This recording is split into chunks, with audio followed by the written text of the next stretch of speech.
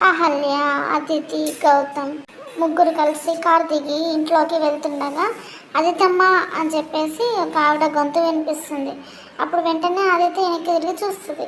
చూస్తే అదితి వాళ్ళ ఇంట్లో పనిచేసే పనమ్మాయి. ఆమె సీతాలు నువ్వేంటి ఇక్కడికి వచ్చావు అని చెప్పేసి అదితి అడుగుతుంది. మీకు ఒక మాట చెప్పిపోదామని వచ్చానమ్మా అని చెప్పేసి అంటుంది సీతాలు. అప్పుడు అదితి ఉండి ఏంటి ఆ మాట అని చెప్పేసి అని అడిగితే అప్పుడు అంటుంది కదా, శ్రావ్య అమ్మగారికి అమ్మవారు పోసింది అమ్మ అని చెప్పేసి అంటుంది సీతాలు. అప్పుడు గౌతము, అహల్య, అదితి అందరూ షాక్ అవుతారు. షాక్ అయ్యి సరే అని చెప్పి ముగ్గురు కలిసి శ్రావ్య వాళ్ళ ఇంటికి వెళ్తారు. వెళ్ళేసరికి శ్రావ్య రూమ్లో కూర్చొని ఏడుస్తూ ఉంటుంది.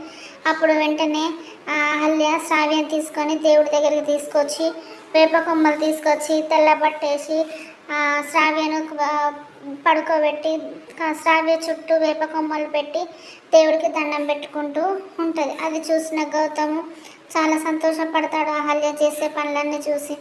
అప్పుడు దూరంగా అదితి వాళ్ళ అమ్మ దూరంగా ఉండి వీళ్ళనే చూస్తూ ఉంటారు. అప్పుడు శ్రావ్య దగ్గరికి గౌతము, అహల్య ఇద్దరే ఉన్నారమ్మా.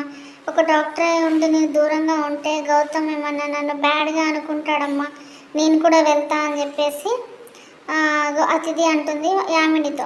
అప్పుడు యామిని అంటుంది కదా, ఎందుకు నువ్వు దాని దగ్గరికి వెళ్ళి రోగం తెచ్చుకుంటావా, ఏం అక్కర్లేదు వెళ్ళకు అని చెప్పేసి అంటే అదితి అంటుంది కదా, ఏం పర్వాలేదమ్మా యాంటీబయాటిక్ వేసుకొని వెళ్తాను అని చెప్పేసి అంటుంది అదితి. అప్పుడు నిజంగా అదితి వెళ్తుందా, పెళ్లి సేవలు చేస్తుందా, లేదా దూరంగా నిలబడి గౌతమ్ కోసం నటిస్తుందా తన దగ్గర ఉన్నట్టుగా, అసలు ఏం జరుగుతుంది?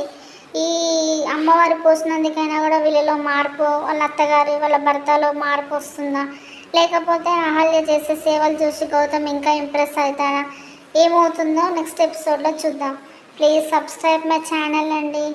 బాయ్.